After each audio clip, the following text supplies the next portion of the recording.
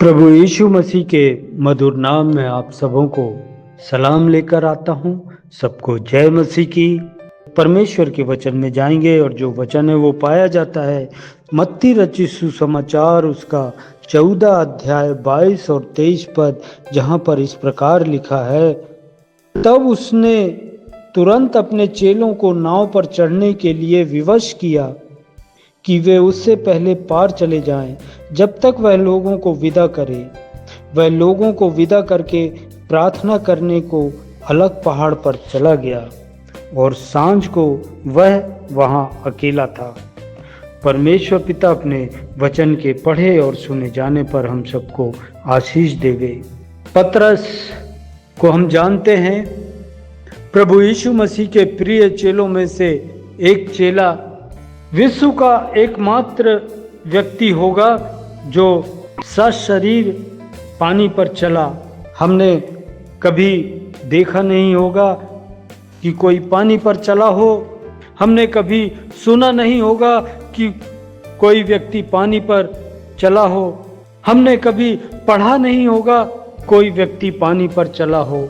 पतरस एकमात्र व्यक्ति जो पानी पर चल सका। इस संदर्भ में प्रभु यीशु के पानी पर चलने को, आश्चर्य कर्म को हम इस कारण नहीं मानते क्योंकि वह तो स्वयं परमेश्वर था और सृष्टि पर उसका अधिकार है, तो पानी पर चलना परमेश्वर के लिए सहज है, सरल है। परंतु पतरस मनुष्य था, फिर भी वह पानी पर चल सका। इस संदर्भ में कुछ बातें ऐसी हैं जो यह बताती हैं कि वह क्यों कर पानी पर चल सका। यही बातें हमें भी अपने जीवन में असंभव कार्यों को कर सकने की शिक्षा देती हैं। पहली जो बात है जो हमें पतरस के जीवन में देखने को मिलती है वो है, पतरस ने अपनी सामर्थ्य नहीं वरन यीशु की सामर्थ्य पर विश्वास किया। पतरस ने अपनी सामर्थ्य नहीं वरन यीशु की सामर्थ्य पर विश्वास किया। स्वयं के प्रयासों या इच्छा से वह पानी पर नहीं चल सकता था। वह चाहता तो तैर कर पानी पर यीशु मसीह के पास जा सकता था, क्योंकि वह मछुआरा भी था, तैरना बहुत अच्छी तरह आता था। परंतु उसने विश्वास किया कि यीशु की सामर्थ उसे पानी पर चला सकती है। जब पतरस ने देखा प्रभु यीशु मसीह पानी पर चलकर उनकी ओर आ रहे हैं, पतरस ने निवेदन किया कि प्रभु आज्ञा दे कि मैं पानी पर चलकर आ सकूं।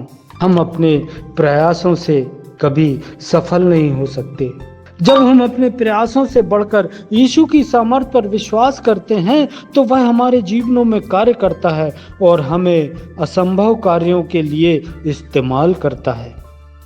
दूसरी जो बात है हमें पतरस के जीवन से देखने को मिलती है वो ये, उद्धार केवल प्रभु यीशु के द्वारा संभव है। मेरे प्रियो, सहायता केवल परमेश्वर से ही मिलती है। छुटकारा केवल यीशु ही दे सकता है। वही हमारी चट्टान और हमारा दृढ़ गढ़ है।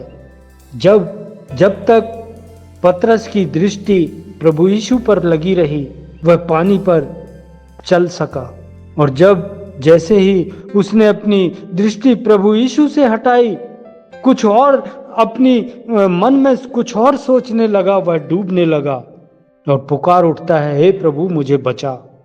जब तक हमारी दृष्टि प्रभु यीशु पर लगी रहती है तो समस्याएं हमें विचलित नहीं कर सकती। दुख, बीमारी, संकट हमको हिला नहीं सकते, हमको डिगा नहीं सकते। जब तक हमारी दृष्टि प्रभु पर लगी रहती है, जब तक हमारी आंखें प्रभु की ओर ताकती रहती हैं, हम अपने जीवन में आगे बढ़ते जाते हैं। तीसरी और अंतिम बात जो हमें पतरस के जीवन में दिखाई देती है, पतरस ने अपने विश्वास को प्रकट किया।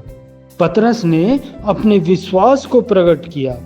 सिर्फ इतना कहना पर्याप्त नहीं कि मुझे विश्वास है, वरन जरूरी भी है कि उस विश्वास को प्रकट करना है। बहुत बार मेरे प्रियो हम भी ऐसा कहते हैं, मुझे विश्वास है प्रभु मेरे लिए ऐसा करेगा।